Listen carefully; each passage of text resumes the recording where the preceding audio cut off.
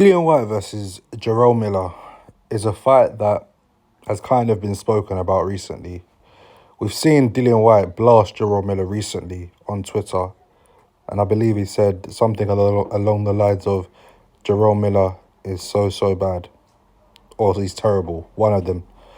Now, I feel as though this is a fight that could turn out to be a good fight in terms of build-up. We know they're both characters that don't hold back. I'm sure Jarrell Miller will have a lot to say about Dillian Whyte, as much as Dillian Whyte will have a lot to say about Jarrell Miller. It's no secret. Let's call it as it is. They've both failed drug tests. So no doubt Jarrell Miller will defend himself and say, well, look, you're not in a position to judge me as you failed your own drug tests and served bans as well. Although Jarrell Miller's situation, no one can argue that is way extreme. Reason why I give him the nickname, Jarrell Pharmacy Miller. I don't know how many drugs he was caught with when wanting to fight AJ. Anywho, I feel as though it's a fight that could be made. As much as I do not want to see or think that Jarrell Miller deserves a big payday against a big name due to what he's done, I do feel as though this fight could do such a really good build-up on DAZN, and both fighters could earn a load of money and probably sell out the O2 Arena just purely on the animosity and to the casual audience more. However, with the current condition that Jarrell Miller is in, we've seen him balloon up to over 330 pounds. Now, obviously, carrying that much weight and fighting at elite level boxing, surely is not going to do him no good. And if you're going to fight against someone who, has recently fought for a world title and has fought at a high level, you need to come in way better condition than that. So I feel as though the time frame for that fight may not be it. As obviously we know, there's talks of AJ fighting Dillian Whyte if he gets through this fight against Jermaine Franklin on April 1st.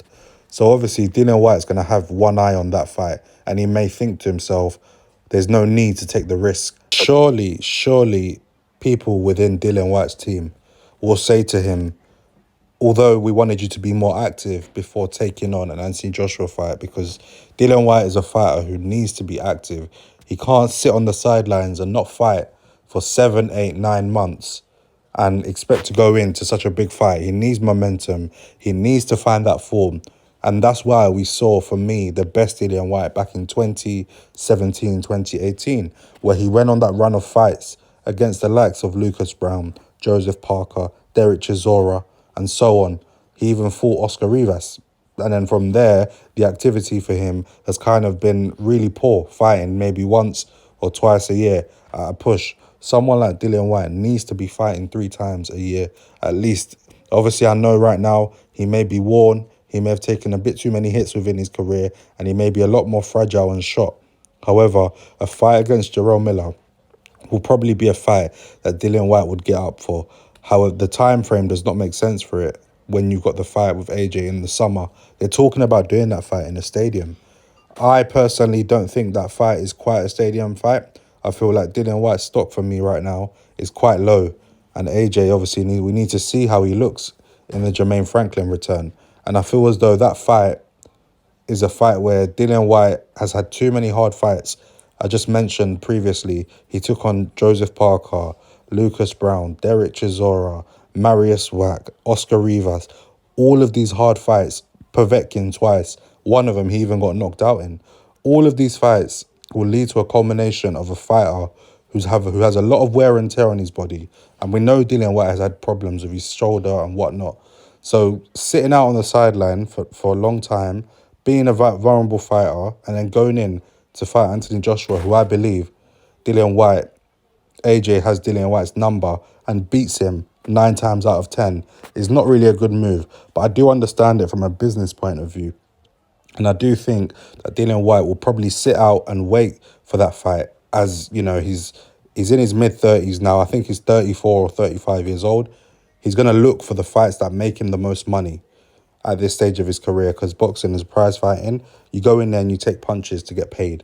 Therefore, the fight against Jarrell Miller, as exciting as it would be for us boxing fans, I do not see it happening, especially before the AJ fight. Maybe if Dillian Whyte puts in a good performance against AJ and still has some fight left in the tank, then he may take on the fight against Jarrell Miller to build up the animosity and the hype.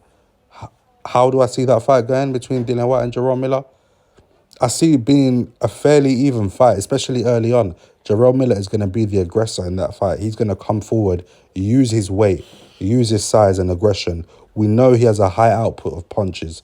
And for a very big guy, he seems to have a decent bit of... How is Dillian Whyte going to deal with Jarrell Miller's constant work and high output of punches and work? You know Jarrell Miller is going to come in and try and hurt Dillian Whyte and throw punches with aggression.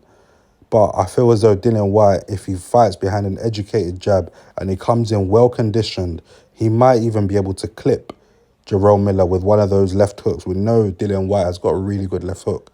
That check counter left hook. However, if Dillian Whyte gets hit with a shot, we know his chin hasn't been able to hold up of recent times. The fight against Povetkin, we saw him hit the deck. The fight against Fury, we saw him hit the deck. All with uppercuts. Even Oscar Rivas managed to drop him with an uppercut. He went down in the Joseph Parker fight. Jarrell Miller is a guy who will probably fancy his power and fancy himself to take the fight and be aggressive to Dillian Whyte and try and land the uppercut punch and use his weight to get the power behind the punches. I probably see Dillian Whyte maybe edging a points win or maybe just clipping Jarrell Miller in the mid-rounds with a left hook to knock him out. However, this is just me talking and speculating as a boxing fan. But I do think we will see Anthony Joshua get through Jermaine Franklin, and he'll probably look good doing it and get him out there with a knockout. And then we'll probably look to see that Dillian Whyte fight get made in the summer.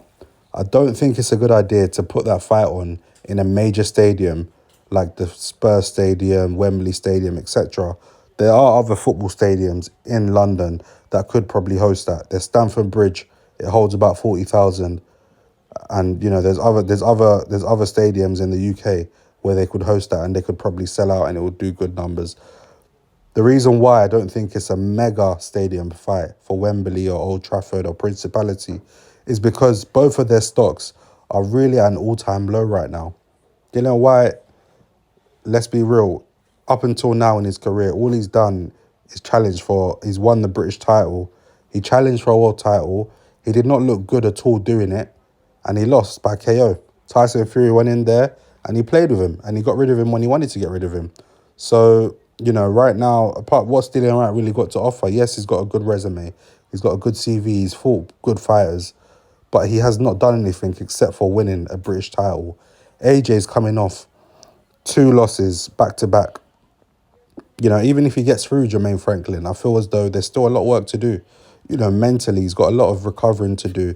He needs to rediscover that, that fiery and aggressive AJ that we last saw, in my opinion, in 2017. And a bit of it in the Povetkin fight in 2018. Ever since then, that spark has gone. So therefore, this is why I don't think it's a stadium fight, because Dillian Whyte is on the back end of his career. And I think he's only looking for a few more paydays, try to earn the most money where he can with the biggest fights, and then he'll recall it a day. Let me know what you guys think. I also do think if that AJ and Dillian Whyte fight happens, I do see Anthony Joshua getting rid of Dillian Whyte, probably quicker this time, maybe in 4 to 5 rounds. And I see AJ not having as much, problems with him, because Dillian Whyte is very flat-footed. Dillian Whyte, he still, does a lot of mistakes. And I feel as though AJ has been in there with the top fighters, and surely that's only going to mold him and improve his boxing IQ to close them angles, to when to work, when to not work. And so I feel like AJ makes easy work of it and gets rid of him in 4 to 5 rounds. Let me know what you guys think, guys, and I look forward to seeing you in the next one.